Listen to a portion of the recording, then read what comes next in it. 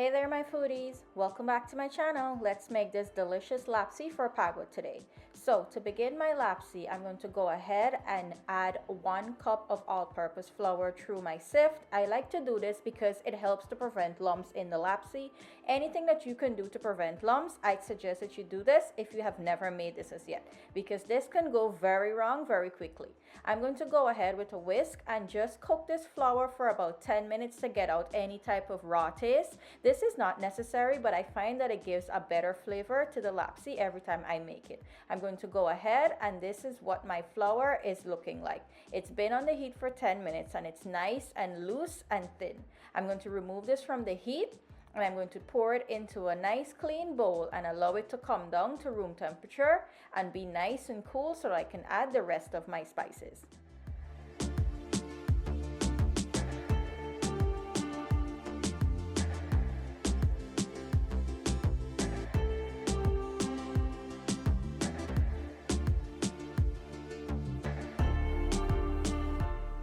After about 15 minutes, my flour is cool to the touch. I'm going to go ahead and add my spices. Today I'm using some cardamon powder or eliche powder, ground cinnamon, ground ginger, sugar, and nutmeg. Any of these spices can be omitted if you don't like them, or you can add everything that I did, or you can also edit the portions that I would have added. I'm going to go ahead and give this a good mix to make everything nice and evenly mixed, and then I'm going to also go ahead and add 3.5 cups of whole milk that is at room temperature. You do not want to add hot milk or cold milk to this because it can cause lumps in your lapsi. I'm going to add my milk in portions so that I don't add too much and it starts lumping up in my mixture. Lapsi is something that gets lumps very easily, and one wrong mistake can ruin the entire thing and you may need to start over. I'm going ahead and give this a very generous mix to make sure that my flour and my sugar and everything is melted in very well into my milk.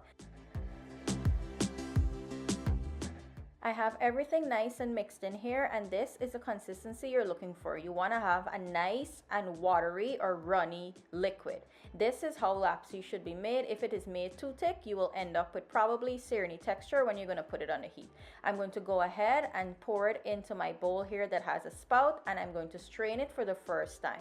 I want to make sure that I double strain this so that any lumps or any little particles that may be in there when it goes on the heat, it'll start to lump up. So this is the first time straining it, and then I will restrain it back when it's time to put it on the heat. To cook my lapsi today, I'm using a nice wide non-stick heavy bottom pot, and I'm going to go ahead and add 3 tablespoons of ghee and allow this to melt and heat up. As my ghee is hot, I went ahead and added 3 cloves with the head on, and I'm going to proceed and pour my lapsi in and also strain it for one more time. You will see a few more lumps will come up because this strainer is much finer than the one before. These is what causes trouble in your lapsi. As soon as I pour my lapsi in, I want to make sure that I start stirring with a whisk because the heat will start thickening this up in no time. You will see how fast this starts to get thick. You do not want to step away from the stove at this point. You want to continue to keep stirring this. Within about 5 minutes, my lapsi got thick and I took it off of the heat and continue stirring it. You're going to see that it's going to get nice and thick, and you want to make sure the key is keep stirring. Do not stop stirring. If you need someone to help you with this in the kitchen, I suggest you have them right next to you so that when you stop, they can start immediately. I'm going to go ahead and take it off the heat at this point, and I will show you what it's looking like after continuous stirring for another 5 minutes.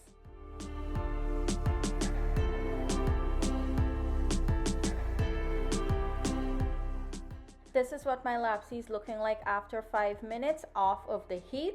As you can see, it is very smooth. There is no lumps. It has a nice, heavy, runny texture. As this cools down, it will get more thick. So if it looks a little bit runny right now, give it about 15 minutes and you'll see it'll start thickening up, but it will still have a nice runny texture. Lapsi should not be as thick as syrney or parsad. That's the reason why it has its name. It should be running just like that. So I'm going to go ahead and allow this to cool down for a few more minutes, maybe about 10 to 15 minutes, and then I will show you guys how I serve up my lapsi.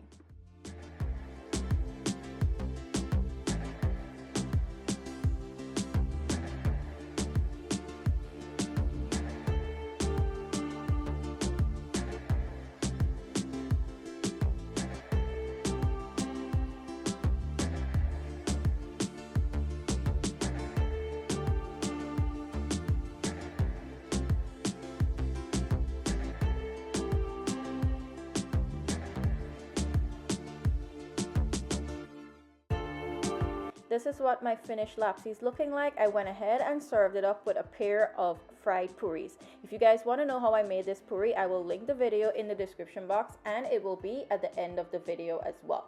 I went ahead and placed a cinnamon stick for garnishing. I'm going to go ahead and do a little tear of the puri and go into that lapsi. You can see how nice and thick it is, but it still has a nice runny texture. If you guys enjoyed this video, do give it a thumbs up. If you haven't as yet, do subscribe to my channel. And as always, thank you guys for watching. I'll see you on the next one. Bye.